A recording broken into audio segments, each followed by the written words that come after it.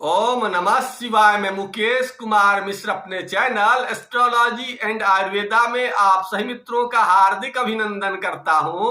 और आज आप सभी मित्रों के समक्ष हम जो टॉपिक को लेकर के उस टॉपिक का नाम है अंक शास्त्र के माध्यम से अपने मूलांक और भाग्यांक की जानकारी को कैसे प्राप्त करें। मित्रों, आज से हम एक नई सीरीज की शुरुआत करने जा रहे हैं जिसमें आप सभी मित्रों को न्यूमरोलॉजी यानी अंक शास्त्र से संबंधित संपूर्ण जानकारी को देने की कोशिश करेंगे। तो आज के एपिसोड में मुख्यतः हम लोग जो बातें करेंगे कि मूलांक क्या होता है, मूलांक को कैसे निकालें, मूलांक के शाब्दिक अर्थ क्या होते हैं, इसके अलावा भाग्यांक क्या होता है, भाग्यांक को कैसे जाने, इसके अलावा किन अंकों से किन ग्रहों का संबंध होता है, इस प्रकार के तमाम बातों की जानकारी आज के एपिसोड में लेंगे। तो सबसे पहले यह जानने की कोशिश करते हैं कि मूलांक होता क्या है।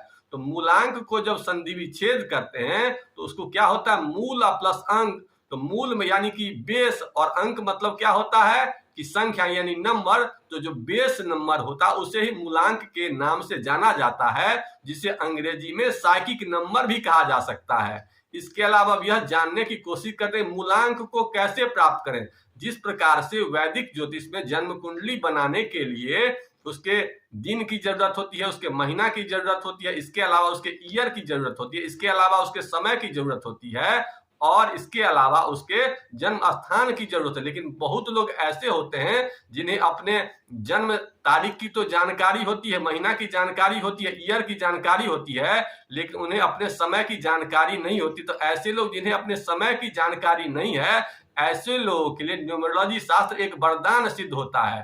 तो सबसे पहले मूलांक को कैसे जानेंगे, तो मान के चलते एग्जाम्पल से किसी आदमी का जन्म 1 तारीख को है और पहली तारीख को ही जन्म है और पहले महीना में ही है और ईयर मान के चलते हैं कि 1980 है।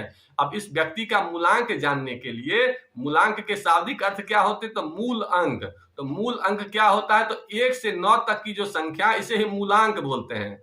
मूलांक मतलब 1 to 9 का जो नंबर होता है इसे ही मूलांक। जैसे 11 हो गया तो 11 मूलांक नहीं हुआ, 13 हो गया 13 मूलांक नहीं हुआ। 13 मूलांक का बेस क्या नंबर है, 1 + 3 = 4 हो गया। तो मूलांक का मतलब होता है 1 to 9 की जो संख्या होती है इसे मूलांक बोलते हैं। तो मूलांक अगर प्राप्त करना है, किसी आदमी का 1/1/1980 को जन्म है तो उसका मूलांक क्या होगा, तो 1 होगा। किसी आदमी का अगर 16 तारीख को जन्म है तो उसका मूलांक क्या होगा, तो 1 + 6 = 7। किसी का 29 को जन्म है तो 2 + 9 = 11। तो 11 यानी कि फिर 1 + 1 यानी कि किसी आदमी का 29 तारीख को जन्म है तो उसका मूलांक 2 होगा। किसी को 28 को जन्म है तो 2 + 8 = 10। तो इस प्रकार से मूलांक की जानकारी अब आप लोग प्राप्त कर लिए। मूलांक के बाद अब चर्चा करते हैं भाग्यांक की। भाग्यांक क्या होता है, तो भाग्यांक की जानकारी को प्राप्त करने के लिए 3 चीज की जरूरत होती है। जिस तारीख को आपका जन्म हुआ उसकी जानकारी चाहिए, इसके अलावा जिस महीना में जन्म हुआ उसकी जानकारी चाहिए, और जिस ईयर में जन्म हुआ है इसकी जानकारी। 3 चीज की जानकारी अगर आपके पास है तो आप भाग्यांक की जानकारी को प्राप्त कर सकते हैं। जैसे एग्जाम्पल से समझते हैं, जैसे 1 तारीख को जन्म है किसी का और 1 महीना में ही जन्म है, माने 1/1/1980 को किसी का जन्म है, तो इसका भाग्यांक कैसे निकालेंगे, तो सबको जोड़ देंगे, टोटल जो आएगा वही उसका भाग्यांक होगा। जैसे एग्जाम्पल 1/1/1980, तो 1 को और फिर 1 को जोड़ेंगे और फिर 1980 को जोड़ेंगे तो 1 + 1 = 2, और 1980 को जोड़ेंगे तो 9 1 10 1 18, तो 18 + 2 = 20। तो 20 इसका जो टोटल आया तो 20 में 2 + 0 आया, तो फिर 2 और 0 को जोड़ देंगे, तो 2 0 को जोड़ेंगे तो क्या होगा, फिर 2 आ गया। तो उनका भाग्यांक क्या होगा, तो भाग्यांक 2 हो गया। इस प्रकार से किसी भी आदमी का अगर भाग्यांक निकालना हो तो टोटल नंबर को जोड़ दीजिए और नंबर के अलावा जो आपका अंक आ गया वही आपका भाग्यांक हो गया। दूसरा एग्जाम्पल से समझते हैं, किसी आदमी का जन्म 5 तारीख को है और 5वें महीना में है और ईयर है 1990, तो इसको आप भाग्यांक कैसे निकालेंगे, तो 5 + 5 = 10, और 1990 को जोड़ेंगे तो क्या होगा, 1 1 9 और 9 18 1 19 हो गया। तो 19 + 10 29 हो गया। अब 29 को भी जोड़ देंगे तो क्या होगा, 2 + 9 = 11, फिर 11 गया तो फिर 11 को भी जोड़ेंगे तो 1 + 1 = 2। तो किसी आदमी का 5 तारीख को जन्म है और 5वें महीना में जन्म है और 1990 में है, तो उसका भाग्यांक क्या होगा? उसका भाग्यांक होगा 2। इस प्रकार से मूलांक और भाग्यांक निकालते हैं। अगर आप लोगों को ये समझ में आ गया तो अपने मूलांक और भाग्यांक की जानकारी कमेंट बॉक्स में डालिए, तो हम समझेंगे कि हमारा जो वीडियो बनाया हुआ है वो सफल हुआ। और अगर आपको किसी प्रकार की इसमें शिकायत लगे, कोई चीज अगर समझ में नहीं आए, तो कमेंट बॉक्स में डालिए, मैं आगे के एपिसोड में उसे और क्लियर करने की कोशिश करूंगा। अब यह चर्चा करते हैं कि किसी आदमी का मूलांक भाग्यांक तो जानकारी हो गया, इसके अलावा किस संख्या से किस ग्रहों का संबंध है, तो इसकी सामान्य जानकारी आज के एपिसोड में देंगे। लेकिन अगले एपिसोड में हम हर एक ग्रह का अलग अलग उसका कैसा स्वभाव होगा, किस प्रकार से लोगों से मित्रता करेंगे तो अच्छे होंगे, किससे अगर शत्रुता होगी, इस प्रकार की तमाम बातों की जानकारी आगे वाले एपिसोड में देंगे। सबसे पहले सामान्य जानकारी दे देते हैं कि 1 नंबर अगर किसी का मूलांक होगा या किसी का भाग्यांक होता, उसका संबंध सूर्य से होता है। किसी का 2 नंबर अगर मूलांक है या भाग्यांक है तो उसका संबंध चंद्रमा से होता है। किसी का 3 अगर है तो 3 का संबंध गुरु से होता है।